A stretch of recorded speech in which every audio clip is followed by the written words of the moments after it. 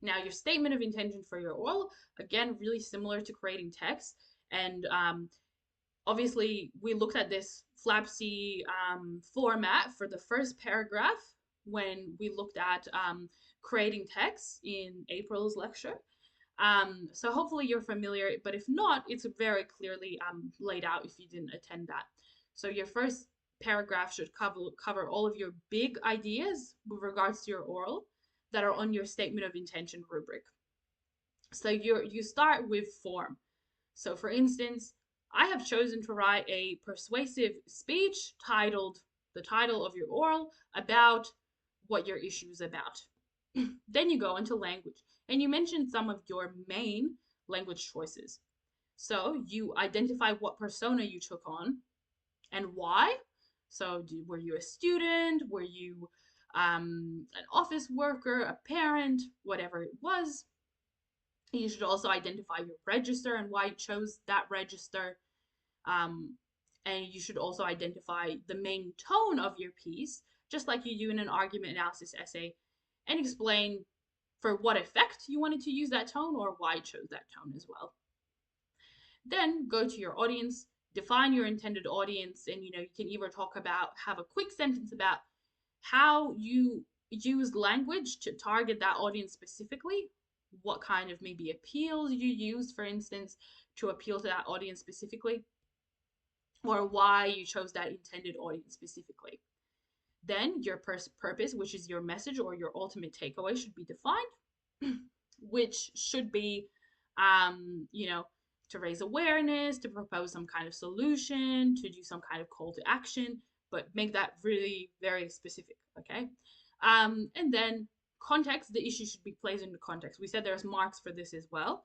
I'm not saying that should go last. That can be introduced together with form in this first big paragraph, or that can just be littered and be made clear throughout your statement of intention.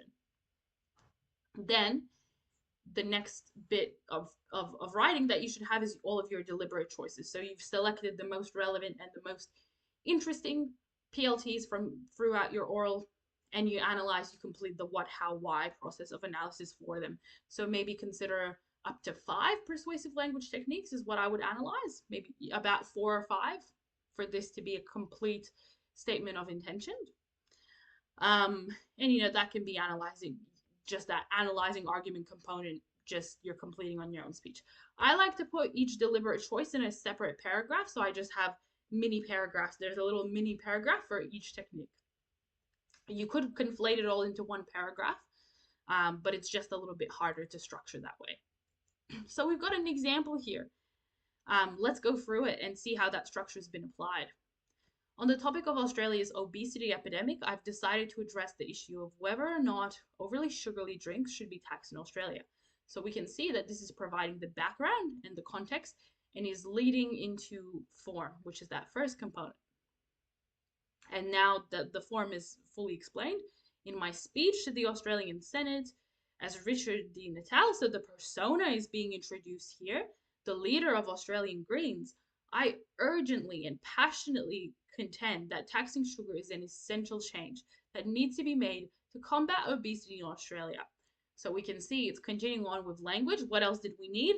The degree of formality and the main tone. So the tone is being introduced here, as well as the contention in terms of those main language choices. I chose to adopt the persona of Richard Di Natale as he's a passionate advocate for a tax on sugar in Australia, explaining why that persona was chosen. Being a former general practitioner, he's very knowledgeable in regards to issues involving public health and enthusiastically advocates for improvements in legislations regarding the health of Australians. Probably a bit too much detail than is needed here. I would stop at just a sentence each for tone, persona, and degree of formality and why that degree of formality was chosen. As the speech is being presented in the Australian Senate, so that's the context being established, I have used a formal register and the relevant conventions of a speech presented in the Senate, such as thanking the acting deputy president at the beginning. So it's not just defining why the formal register was chosen, but also how it was established in the piece. To project Di Natale's bold opinion supporting taxation of sugar in Australia, I've used an urgent but measured tone. So tone is defined as well. Now we see the purpose and the audience as well. The purpose is to convince my audience to support the taxation of sugar in Australia with hopes to pass a bill that taxes overly sugary products by 20%. So we see it's a call to action and it's nice and specific.